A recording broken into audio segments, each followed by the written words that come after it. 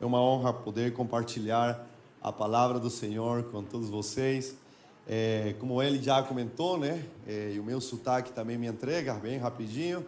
Eu sou de fala hispana, né? Então, o meu sotaque é um pouquinho parecido. Embora o pessoal pense que é tudo a mesma coisa, que o espanhol e português é muito fácil, quase igual, né? Quando você mora em outra cidade, não é num outro país, realmente a coisa muda um pouquinho, né?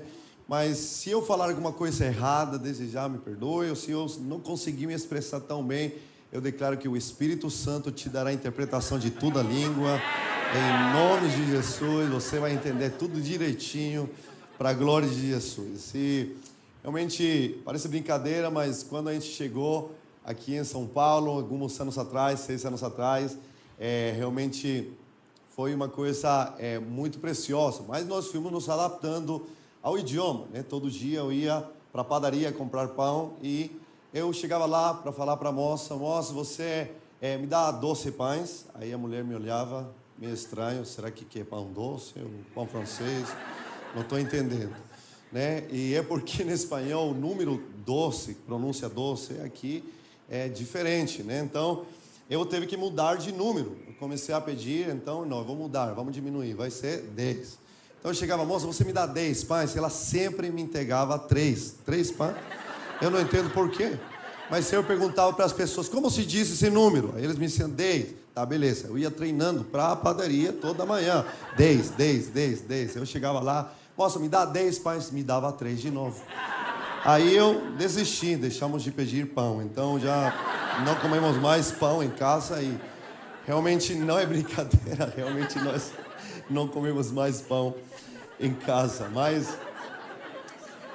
Mas eu tenho certeza que hoje o Senhor vai nos encorajar, nos abençoar com a sua palavra.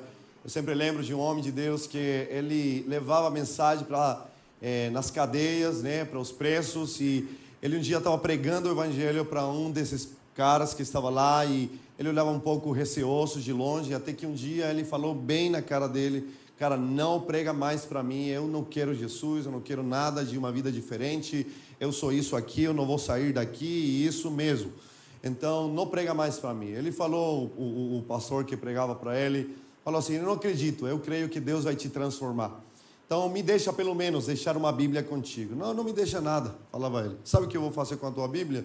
Eu vou tirar as folhas e vou fumar elas. Vou colocar um negocinho dentro e vou fumar. Aí ele falou: tudo bem, pode fumar. Mas antes de você fumar cada folha que tirar, tem que ler. Aí eu falei: pode deixar se quiser. Aí ele, com a Bíblia aí, sentiu vontade de fumar, precisava de papel, mas ele lembrou do compromisso que tinha, que ele era a folha que ele ia fumar. Assim que ele fumou Mateus,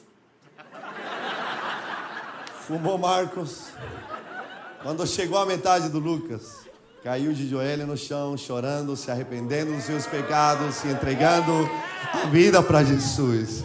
Aquele homem se transformou o pastor dentro da cadeia. E Deus usou poderosamente. Eu não sei como você chegou neste lugar, mas eu tenho para te dizer que não importa como você chegou aqui, a palavra do Senhor tem o poder de transformar a tua realidade, o poder de transformar a tua família, a tua situação, as tuas finanças, a tua saúde. E Ele quer fazer milagres hoje, neste lugar, em nome de Jesus. A palavra que eu quero compartilhar com vocês hoje se chama Procura-se um Rapaz. Talvez você pense: pastor, se perdeu alguma criança do Pais Kids? Não, fique tranquilo, sua criança está ok, está bem. Mas na realidade, esse título é baseado numa história que está nas Escrituras que inspira demais. Jesus estava pregando o Evangelho em um lugar e curando os doentes, pregando o Evangelho, ensinando. E ele já sentiu o desejo de se afastar, de descansar um pouco. Falou para seus discípulos: vamos subir na barca e vamos para o outro lado do rio, nós vamos descansar um pouco e estarmos nós lá. E eles foram, mas a galera estava tão desejosa, estava tão faminta de poder ouvir de Jesus, que eles foram correndo rápido ao outro lado. E quando Jesus chegou naquele lugar, uma multidão já estava esperando ele. Jesus poderia ter ficado triste, chateado, dizendo: nem um pouquinho de descanso eu tenho aqui. Mas na realidade diz a Escritura que ele olhou aquela multidão e teve compaixão delas. Esse é o nosso Deus. Diante da fome, diante da nossa necessidade, Ele tem compaixão de nós e sempre está disposto para responder à nossa necessidade.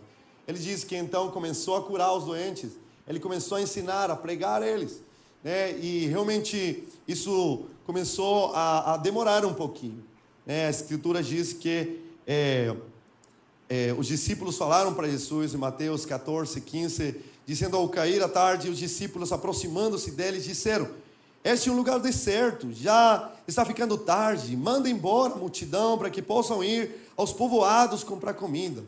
Mas Jesus respondeu-lhes: eles não precisam ir, deem-lhes vocês de comer. Interessante, porque ainda que os discípulos estavam enxergando uma situação como dificuldade, manda eles embora, não vamos poder resolver.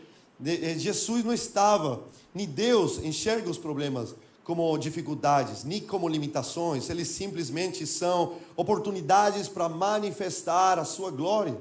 E sabe, eu quero te dizer que se você está passando tribulações, está passando dificuldades, eu creio que você está a portas de poder viver um milagre. Se você coloca a sua fé em Jesus, então você pode ver a manifestação da glória de Deus naquela situação. Como poderíamos ter os maiores milagres se não tiverem doenças difíceis? Quando nós vivemos situações difíceis, então é a oportunidade para Deus se glorificar nas nossas vidas. E Ele quer se glorificar. Ele quer e tem o desejo de poder fazer a sua obra em nós. Então, se alguma situação se levanta em contra de você, glorifique o Senhor, fique em paz, coloque a sua fé em Jesus, porque Ele vai agir em favor de você com toda certeza. Se tem alguém aí que acredita nisso, diga amém bem forte. Mas se Ele responde, então, eles não precisam ir, deles vocês alguma coisa de comer. Na versão de João, porque essa história está nos 4 evangelhos, mas na versão de João diz que, ainda que Jesus estava dizendo para eles resolver aquele assunto, ele já tinha alguma coisa entre mãos, ele já pensava fazer alguma coisa. Por que Jesus então fala para os seus discípulos resolver quando ele já tinha um plano para fazer? E é que, na realidade, ainda que Deus é super suficiente, não precisa de nós para podermos suprir a necessidade do povo, ainda assim Ele tem desejo de nos envolver e nos fazer parte dos seus projetos. Essa geração tem tantas necessidades e com um estalido de dedos Deus poderia resolver todos eles, mas Ele faz questão de te usar e de me usar para se glorificar ainda mais através de nós. Ele quer te fazer parte, Ele quer que você possa ficar por dentro dos planos maravilhosos que Eles têm para nós, para esses tempos que nós estamos vivendo. Os discípulos não entenderam nada naquela hora, tentaram resolver a situação de uma maneira natural, falando e respondendo: não temos suficiente dinheiro, só tem 200 denários, não tem padaria suficientemente grande para alimentar essa multidão. O que faremos? Eles estavam pensando, mas de maneira humana. Mas, na realidade, não é a capacidade pensante do homem que vai resolver as necessidades desse povo e também dessa geração que nós vivemos. Jesus está nos convidando a entrarmos em uma dimensão sobrenatural. Ele está nos fazendo um convite para viver milagres poderosos, incríveis. E sabe, nós sempre temos que ter muito cuidado, porque a nossa lógica pode nos limitar a viver o sobrenatural de Deus. A nossa lógica pode nos deter, pode nos paralisar e nos deixar de maneira racional ou enxergando as situações. Mas se Ele quer que a gente consiga olhar acima do natural e possamos realmente acreditar que Ele quer fazer milagres sobrenaturais. Jesus então fala perguntando para eles: o que vocês têm? Ele não perguntou quanto vocês têm, o que é aí, assim, de qualidade, não, mas simplesmente ele perguntou: o que você tem? O que tem para oferecer? O que você pode colaborar para que a gente faça aqui um milagre? E eles respondendo, João capítulo 6, verso 9, Andrés responde, liderando aí os discípulos: aqui está um rapaz, com 5 pães de cevadas e 2 peixinhos, mas o que é isso para tanta gente? Possivelmente, ouvindo aí, no meio da conversa e da situação, esse rapaz que estava ouvindo a situação e vendo o desejo de Jesus de alimentar aquela multidão, ele teve a coragem de sair do seu anonimato e levantar a sua voz dizendo: eu tenho 5 pães e 2 peixinhos. Um jovem que não se importou com ficar visível diante de uma multidão, que as escrituras dizem eram pelo menos 5.000 homens, sem contar mulheres e crianças. Não se importou com o que pensarão dele, com que poderiam menosprezar a sua ousadia e o seu oferecimento, assim como André fez, dizendo: o que é isso para tanta necessidade? É um rapaz que possivelmente tinha levado o lanche do dia que a sua mãe tinha preparado para ele, e ele não se importou em dar aquilo que ele tinha. Ele tinha conseguido entender que não era o tamanho da oferta, e sim nas mãos de quem são colocadas. Ele sabia que Jesus era capaz de fazer qualquer coisa com uma pequena oferta que fosse colocada nas suas mãos. Sabe, nos tempos de hoje, frente a tanta necessidade que vive o mundo, Deus está clamando, o céu está clamando por um rapaz que tem um forte sentir no seu coração de que alguma coisa tem que ser feita e que possa assumir o seu destino profético e que seja disposto a oferecer aquilo que ele tem. Por favor, acredite nisso que eu vou dizer para você. Mas você é o recurso de Deus para mudar essa nação. Você é o recurso de Deus para que este mundo seja transformado, e não existe nenhuma outra entidade na terra autorizada pelo céu para representá-la, a não ser a sua igreja. Se você faz parte da igreja do Senhor, você foi habilitado por Deus para representá-lo, para ser o recurso, a resposta da necessidade desse tempo. Deus quer que você acredite que dentro de você tem recursos, que Ele colocou dons, graças, talentos, e Ele quer fazer grandes coisas na sua vida. Dentro de você tem livros que nunca foram escritos, empresas que ainda não foram fundadas, igrejas que ainda não se levantaram, pregações que nunca se ouviram e que precisam ser pregadas, enfermidades que não foram curadas e que estão aí dentro de você para ser resolvidas. Deus quer usar aquilo que está dentro do teu interior para fazer grandes coisas para a transformação da nossa geração. Ele simplesmente precisa de alguém que possa acreditar e que possa dizer bem alto, que entenda o seu papel na hora da história que nos toca viver e possa dizer: eu estou aqui para oferecer o que eu tenho. Talvez você pode pensar: mas é pouco o que eu tenho. Mas nas mãos de Deus é super suficiente. Talvez você pode se pensar: mas é tudo que eu tenho. Mas eu quero te dizer que quanto maior é a nossa entrega, maior será o avivamento que nós experimentaremos na nossa vida, na nossa família e na nossa nação. O céu está clamando por um rapaz que seja a resposta para a sua geração. Com certeza, eu acredito, você está entendendo o que eu quero dizer. Não tem a ver com a idade, não tem a ver com se você ainda é um rapaz ou não, mas sim com um coração que acredita no Senhor e que está disposto nessa ingenuidade de um jovem que acredita ferventemente, radicalmente, que Deus é capaz de fazer coisas incríveis.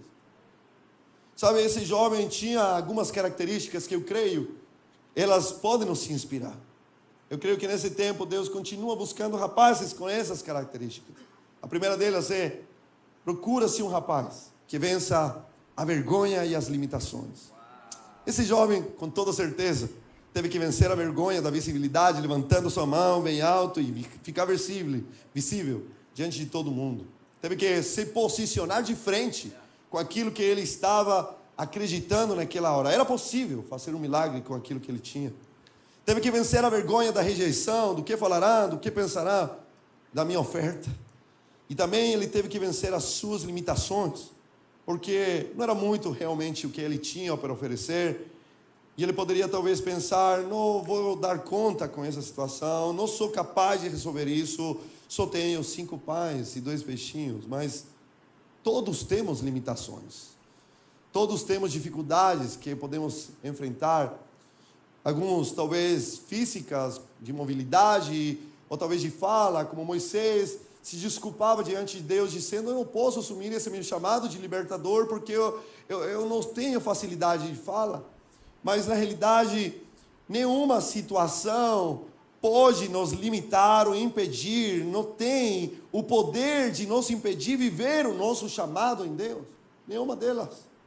Alguém poderia pensar, eu se olha no espelho cada manhã e pensa talvez, eu acho que eu cheguei tarde na repartição de rostos bonitos, porque eu não estou assim enxergando nada muito bonito. Talvez você fique olhando pensando, eu acho que eu tenho uma orelha mais pequena que a outra, mais para fora. Meu olho esquerdo é menor que o outro, mas deixa eu te falar, todos os nossos membros são diferentes um do outro, todos temos um olho menor que o outro, todos temos uma orelha menor que a outra. Talvez outro poderia pensar, eu não tenho condição financeira para poder apoiar ou fazer parte disso, eu vivo em pobreza, ou talvez eu nem sequer terminei a faculdade, ficou na meia, nem sequer eu entrei na faculdade, o que Deus poderia fazer com a minha vida? Mas, sabe, milhões de pessoas não têm feito muito na sua vida, porque acham que lhes falta muita coisa. Se tivesse estudado, se tivesse nascido numa família com mais dinheiro, se tivesse sido um filho de um grande pastor, se meu sobrenome fosse talvez mais impressionante, tipo assim, Matias Uber, rapaz, aí seria incrível demais, seria uma honra poder ter esse sobrenome.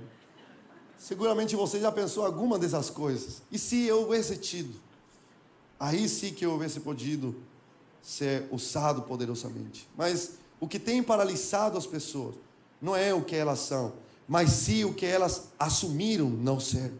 Eu não sou capaz, eu não sou inteligente o suficiente, eu não sou bonito, eu não falo bem. Só mentiras do diabo, tentando semear-se na nossa cabeça, nos impedindo de assumir a nossa real identidade. Mas eu quero falar para você, nessa hora, que o teu valor não vem do que você tem, o teu valor vem do que você é em Deus.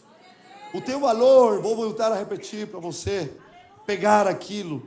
Se eu fosse você, levantava a minha mão em alto e eu pegava essa frase. O teu valor não vem do que você tem, o teu valor vem do que você é em Deus. E sabe, se talvez você não lembra quem você é em Cristo Jesus, eu quero te lembrar rapidamente quem é você em Deus. Você é a criação mais especial de Deus. Você é o filho dele, herdeiro de todas as coisas. O teu pai é o criador dos céus e da terra e de tudo que existe, dono da prata, do ouro e todas as riquezas. Você é o príncipe do reino mais poderoso do universo, jamais vencido. Você é a luz do mundo, chamado para dissipar as trevas. Você foi feito santo e justo, e não tem pecado algum que possa mudar isso. Você é um filho conhecido por Deus, amado, desejado, escolhido, aceito, redimido, protegido, chamado por Ele para grandes coisas. Você é o louvor do seu nome, a melhor adoração que Ele possa receber. Você é mais do que vencedor e nada pode te derrubar, porque o Senhor é contigo. Você é a casa preferida do Espírito Santo e a representação viva de Jesus, a imagem e semelhança dele, e não escolheu outro para continuar a sua obra na terra, a não ser você, o seu filho amado. Esse é você.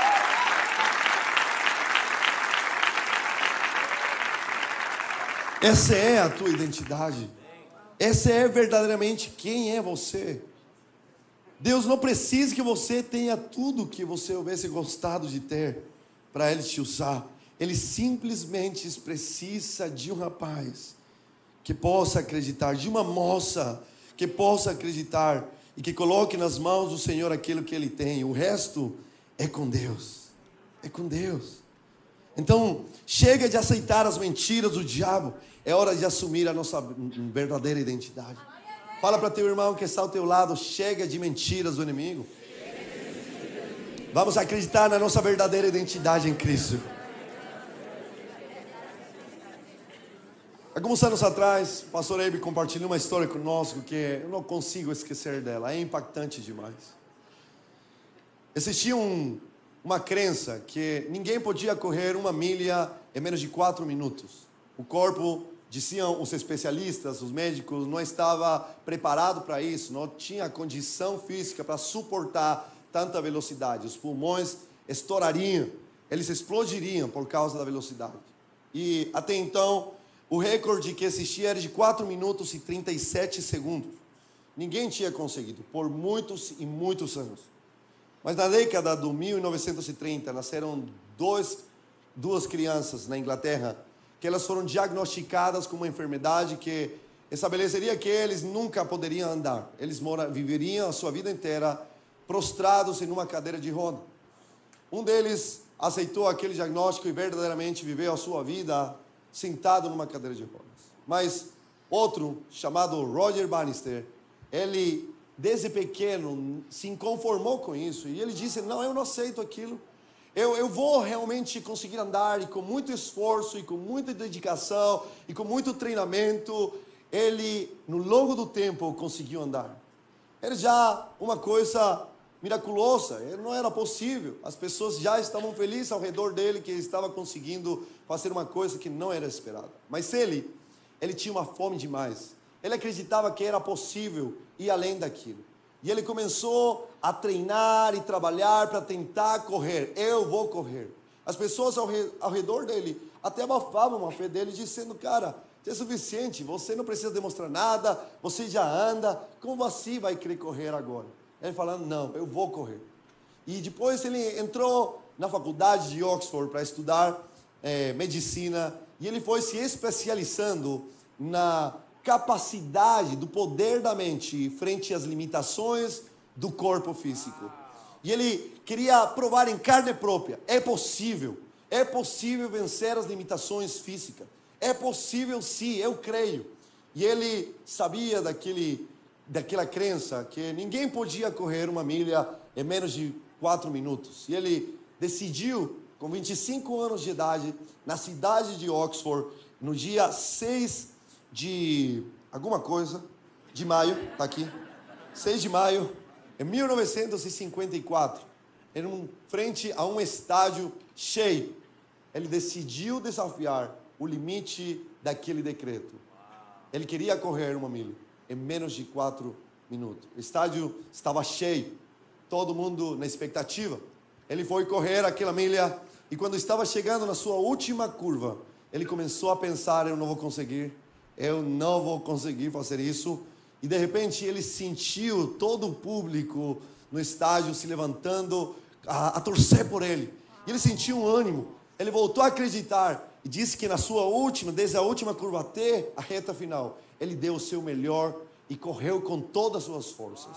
Todo mundo, quando ele cruzou a linha de meta, estava na espera de saber qual tinha sido o cronômetro, o relógio, o marcador da sua corrida.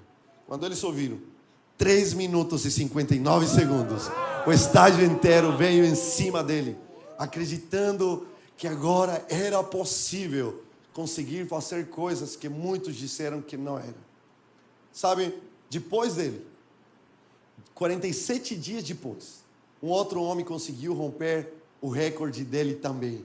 Quando a gente acredita, abre a porta para que outros também possam acreditar. Depois dele, mais de 150 pessoas conseguiram bater aquele recorde. Hoje está perto dos 3 minutos e meio aproximadamente. Pessoas que decidiram acreditar. Mas ninguém lembra do nome daqueles outros que bateram depois. Mas todo mundo lembra do Roger Bannister, porque ele acreditou que era possível vencer as limitações. A rainha Isabel gostava tanto dele, considerava ele um herói, que o estabeleceu como Sir Roger Bannister na Inglaterra. Mas sabe, o triste dessa história é que tempos depois, a medicina mais evoluída foi avaliar aquelas crianças que nasceram com essa doença. Descobriram que o Roger Bannister realmente ele tinha aquela doença e ele nunca deveria ter andado. Mas quando foram analisar a outra pessoa que tinha nascido com isso, descobriram que ele nunca teve a doença e viveu a sua vida inteira sentado em uma cadeira de roda. Sabe quantas vezes o diabo tem mentido para nós, querendo nos deixar sentados e parados, inabilitados, escravos do medo, das falsas identidades, escravos ao pecado, vivendo vidas que não fomos chamados para viver. Mas conhecemos a verdade um dia nós conhecemos a Jesus, e ela nos libertou, e então fomos lavados, e fomos feitos nova criatura, já não precisamos mais acreditar nas mentiras do diabo, e sermos limitados, escravizados, para viver uma realidade que não é aquela que Deus quer para nós. Eu creio que Deus está despertando em nós uma santa coragem e ousadia de vencer as limitações que muitas vezes são apresentadas. Eu quero que você possa dizer em voz alta, bem forte comigo: não tem espaço em mim para as mentiras do diabo. Não tem espaço em mim para as mentiras do diabo. Porque eu estou cheio das verdades de Deus. Vamos de novo, mais uma vez. Não tem espaço em mim para as mentiras do diabo. Porque eu estou cheio das verdades de Deus. Em Jesus nós somos livres de toda vergonha e limitação, queridos. Se você receber isso, diga amém. Aplaude bem forte, Jesus. Jesus nos fez livres. Procura-se um rapaz que creia em milagres ao ponto de fazer o ridículo. Ele sabe que não é ridículo. Mas o mundo poderia pensar, mas ele não se importa. Aquele menino, era uma loucura que ele pensasse que 5 pães, 2 peixinhos poderiam ser suficientes para alimentar uma multidão. Mas esse jovem acreditava nos milagres, acreditava que Jesus era um Deus de milagres, sabe? Nós seguimos um Deus todo poderoso. Ele é um Deus de milagres. Nós não servimos um Deus morto, um Deus crucificado que está lá fixo. Não, Ele morreu e ressuscitou. Ele tem poder. E nós fomos chamados para vivermos nessa mesma dinâmica. Provérbios 4,18 nos diz: a vereda do justo é como a luz da aurora, que vai brilhando mais e mais até ser o dia perfeito. O que quer dizer isso? Se antes aconteceram coisas incríveis e gloriosas, a nossa realidade vai ficar sendo a cada vez melhor, só aumentando e mais gloriosa. Se ontem tivemos milagres incríveis, os milagres que estão por vir são os mais loucos, os mais pirados, os mais incríveis que os nossos olhos verão. Nós fomos chamados para vivermos coisas sobrenaturais. Ageu 2,9 nos diz: a glória desta última casa será maior do que a primeira, disse o Senhor dos exércitos.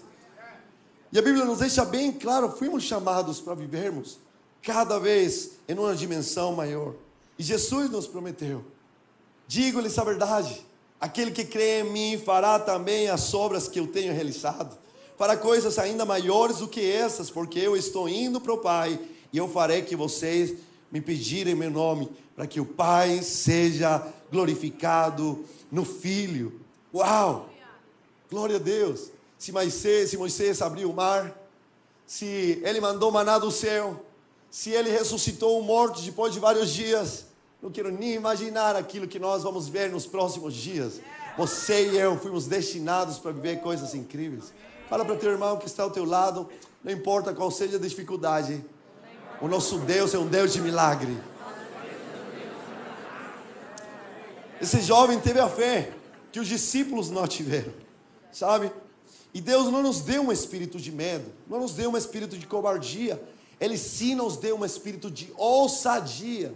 E na medida que você vai praticando aquilo de maneira simples, você vai começando a experimentar mais e mais a manifestação da glória de Deus sobre a tua vida. Talvez você não saiba como começar, mas você pode fazer coisas simples. Eu lembro, por exemplo, quando eu ia entrar na faculdade, eu peguei um mês de jejum e oração e comecei a buscar a Deus. Eu não queria que nenhum pensamento do inimigo, qualquer outra filosofia quisesse me confundir, e eu queria mais ainda ser luz no meio das trevas, que o reino de Deus me respaldasse naquele lugar. Quando eu cheguei, entrei na faculdade, eu orava por todo mundo, pregava para toda pessoa. Quando alguém tinha alguma dorzinha, na hora eu falava: deixa eu orar eu por você, eu quero que você seja curado hoje. Alguns aceitavam na hora, mas alguns outros me falavam: não, eu não acredito. Não precisa acreditar, eu acredito, eu tenho fé. Não, mas eu não quero receber oração. Cara, você quer ficar doente, então você quer ficar com a dor? Não, eu não quero, então me deixa orar. O que você vai perder? Deixa eu orar por você. Tá, tudo bem, você pode orar. Aí eu orava, Deus me respaldava. Então o mover de Deus começou a se desatar naquele lugar. Eu lembro, algum tempo atrás, nós saímos no nosso dia livre com a minha esposa para o shopping. Era um dia de só nós dois, e fomos para o cinema. Fomos comprar o ingresso, e quando a gente estava comprando aquele ingresso, a mulher, naquela hora que a gente iniciou a conversa, colocou um rosto de dor, né? Eu não pude ficar calado e perguntei, o que foi, moço? O que está acontecendo? Ela me disse, desde cedo eu estou com uma enxaqueca que não me deixa tranquilo. Eu olhei para trás para ver se, eu pensando, se tem fila de pessoas, eu não oro, né, para não fazer esperar as pessoas. Mas quando eu olhei para trás, tinha uma fila longa. E o Espírito Santo me disse, ora, ainda se ora. Aí eu olhei para a moça e falei assim, olha, eu acredito num Deus de milagres rápidos. Então nós vamos agora orar e você vai ser curado. Tá? Me dá a tua mão aí, em nome de Jesus. Eu orei por ela, em nome de Jesus, seja curada, receba isso. Amém. Você acredita? Acredito. Amém. Em nome de... Meu filme estava começando. Então nós fomos rápido, não tinha almoçado nada. Fomos rápido pegar um lanche. Quando chego no caixa do lanche, a mulher não tinha voz nenhuma. E ela estava falando com as pessoas. Eu falei, Deus, é o meu dia livre. Deixa eu assistir um filme tranquilo. Meu filme está começando. Você que fica orando por todo mundo. Aí eu falei, mulher, olha só, você não pode trabalhar desse jeito não. Aí nem perguntei nada. Aí eu falei, me dá a tua mãe, eu vou orar por você agora. Meu filme já está começando, então eu vou orar rápido. Tá? E eu orei por ela, em nome de Jesus. Ao redor nosso tinha um monte de outras pessoas esperando pagar. E que ficaram olhando, mas como assim? No meio do restaurante pode rolar uma oração do tipo. É que a glória de Deus não tem limite de lugar, não tem hora definida, não tem dia de repouso, não tem dia livre para manifestar a glória de Deus. Deus quer te usar em todo lugar e em todo tempo para poder levar a sua obra sobre essa terra. Sabe, Deus estava colocando mais e mais esse fogo no meu coração. Coisas que eu tinha que fazer, loucuras que eu tinha que fazer. O Espírito Santo estava falando comigo. Naquela hora que eu estava falando com ele, eu estava passando, eu ia pegar um voo, ia pregar em uma outra cidade, e eu estava no aeroporto de Guarulhos, 7 da manhã, totalmente lotado, e o Espírito Santo, eu estava falando com ele, e falei, Deus, o que você quer que eu faça? Você está me encorajando para fazer coisas, mas o que você quer que eu faça? E ele me responde, diz para eles que eu amo eles. Aí eu, diz para quem, Deus? Aí, diz para eles, eu senti tipo assim, diz para eles. Aí, quando eu olho onde eu estava andando, porque eu estava assim, minha mochila, fones e tal, ouvindo, conversando com Deus, olho para cá, e era bem naquela parte onde estão todas as aerolinhas, um do lado do outro, o pessoal fazendo filas enormes para deixar as suas malas, sem exagero nenhum, irmão. Eu acho que tinha umas 2.000 pessoas naquele lugar. E eu falei assim, Deus, era só uma pergunta, não era para você me responder desse jeito. Aí você que me perguntou. Então, mas como que eu tentando negociar com Deus, com a minha carne, mas como que eu vou fazer? Eu não falava também português naquele momento, então eu estava jogando justificativa, eles não vão me entender e tal, e eu negociando, até que o Espírito Santo estava assim, fala, seja obediente. Aí, ai, Senhor, tá bom, eu vou fazer. Deixei a minha mochila no chão e eu levantei a minha voz, esperando ninguém me ouvir. Eu falei, gente! Todo mundo ficou em silêncio, virou suas costas para mim olhar. Todo mundo.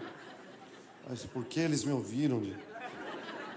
Mas aí eu comecei, já tinha falado, tinha que continuar, então eu falei, gente, olha só, eu não conheço vocês não me conhecem, não sei para onde vocês vão, mas Deus colocou no meu coração para te dizer no dia de hoje que Ele te ama e Ele se importa com você, que Ele não está chateado contigo, nem te condena, todo o contrário, Ele te ama e que Ele tem um relacionamento profundo. Mas a Bíblia diz que quem se achega a Deus, Deus se achega a Ele. E é tempo de você se aproximar de Jesus. Eu quero declarar uma viagem abençoada sobre você e que seja um tempo incrível, que Deus te abençoe. Peguei a minha mochila e saí rápido daquele lugar.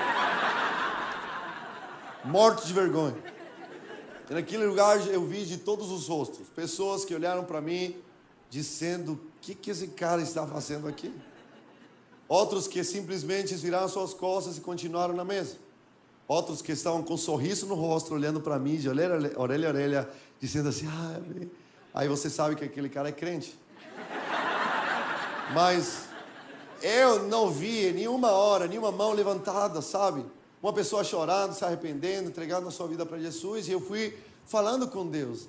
Por que você quer que eu faça isso? É vergonha pelas puras, porque você tem gosto de aquilo, porque eu não vi, eu não estou vendo o resultado daquilo. E Deus me falou tão fortemente naquela hora, dizendo, eu só preciso de alguém soltar a semente, o resto está comigo. Você não faz ideia o que eu posso fazer com uma semente lançada. Eu só preciso de um rapaz e de uma moça que acreditem em mim, que tenham disposição de sair do seu anonimato, de sair da sua zona de conforto, que possam soltar a minha semente, a mensagem da salvação. E Deus continua falando comigo. Você não faz ideia se naquele lugar alguém foi encorajado pela sua ousadia. E logo chegou no seu avião e quando sentou na sua poltrona, pregou para aquela pessoa do seu lado. Você não sabe se talvez naquele dia alguém vai se converter e se torna o próximo Billy Graham, salvando milhares de vidas para o reino de Deus. Eu só preciso você me obedecer. Eu só preciso você acreditar. Eu só preciso você soltar a semente, porque o resto está comigo. Sabe, o medo, ele sempre vai nos paralisar. Mas a fé, ela sempre te mobiliza a fazer coisas. O medo te paralisa, mas a fé te mobiliza. Quão movimentado tem estado a tua vida cristã nesses últimos dias?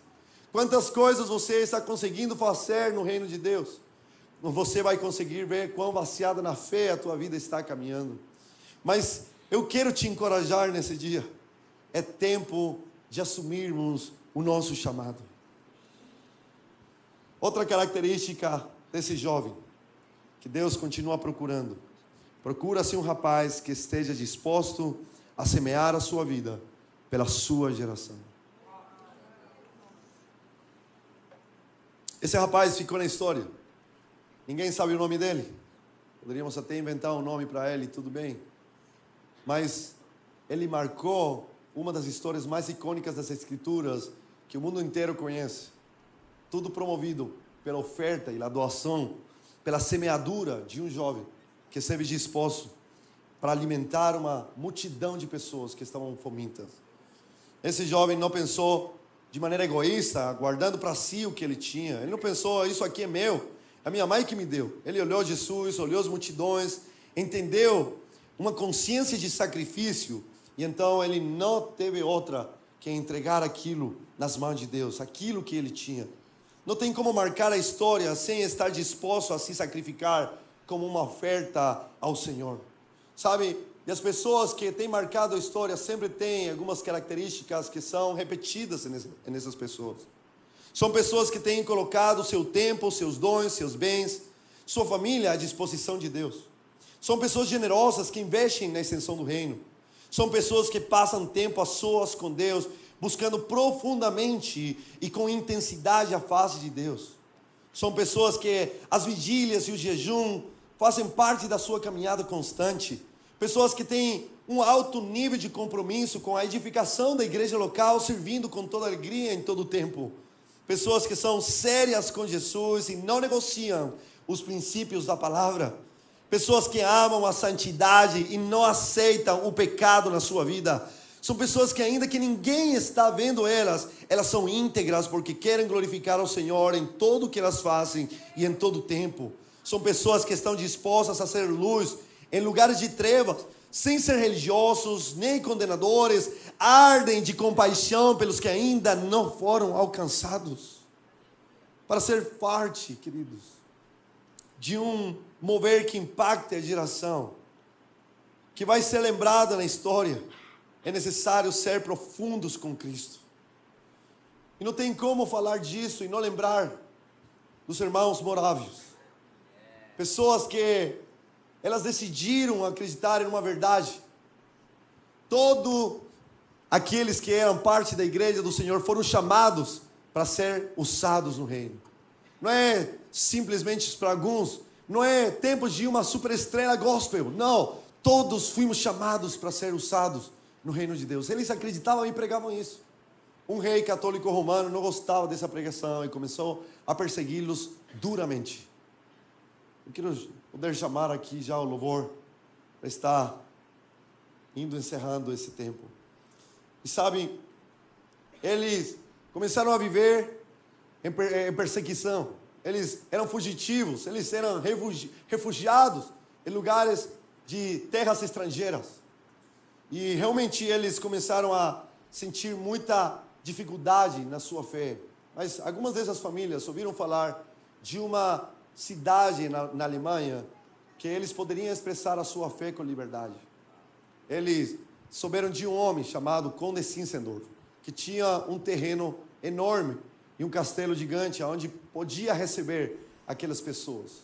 Ele realmente os recebeu, cuidou deles e pastoreou eles, se tornou o pastor daquelas pessoas.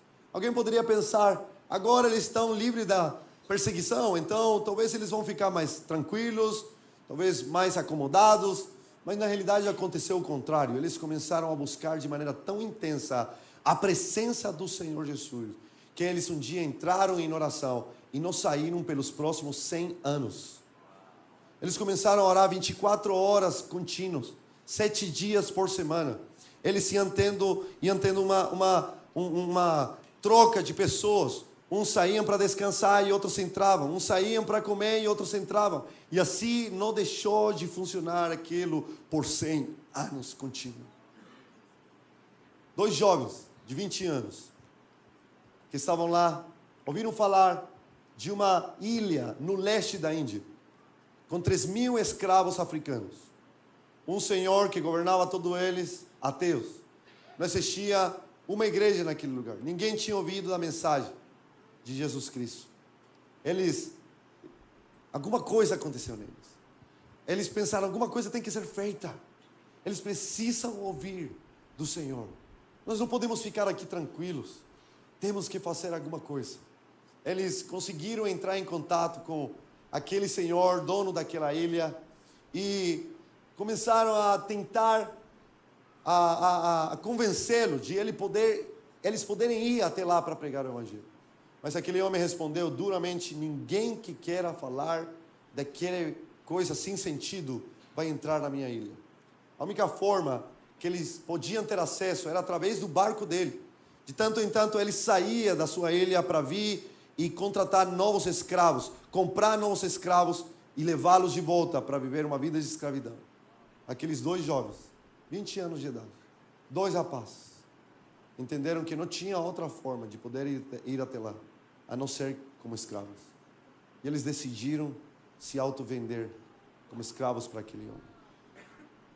Quando estavam no porto, antes de sair, se despedindo das suas famílias, eles estavam aí chorando, se abraçando, se despedindo, sabendo que seria a última vez que eles se veriam. Alguns deles questionavam eles na sua decisão, dizendo, por que vocês fazem isso? Vocês nunca mais vão ver as suas famílias. Vocês vão viver não somente uma vida de duro trabalho, vocês vão ser pessoas que vão sofrer muito, injustiça, abusos de todos os tipos, para ter só uma oportunidade que alguém possa ouvir da mensagem, pessoas que nem conhecem vocês. Por que vocês fazem isso? Quando o barco estava saindo, eles levantaram as suas mãos e gritaram em voz alta, nós fazemos isso para que o cordeiro que foi imolado receba a recompensa por seu sacrifício através das nossas vidas. Eles gritaram fortemente, para que o cordeiro que foi imolado receba a recompensa por seu sacrifício através das nossas vidas. Não tem como não lembrar das Escrituras, quando diz, digo-lhes verdadeiramente, que se o grão de trigo não cair na terra e não morrer, continuará ele só, mas se morrer, dará muito fruto. Muito fruto. Sabe, neste lugar, nessa hora, tem tantas pessoas aqui, com tantos recursos no seu interior, que Deus tem colocado na sua vida, e que ainda não foram usados. Dizem que o lugar mais rico deste mundo é no cemitério. Tantas pessoas com tanta riqueza interna, que nunca foi usada, que foi levada até o túmulo. Tantas empresas que não se levantaram por medo. Tantos pregadores que não se levantaram e que deixaram guardado aquilo. Tantas pregações que deveriam ter sido ouvidas. Tantas músicas que deveriam ter sido ouvidas e que não foram manifestas, que foram levadas até lá. Mas o céu continua clamando por rapazes e por moças que sejam dispostos a se doar pela sua geração.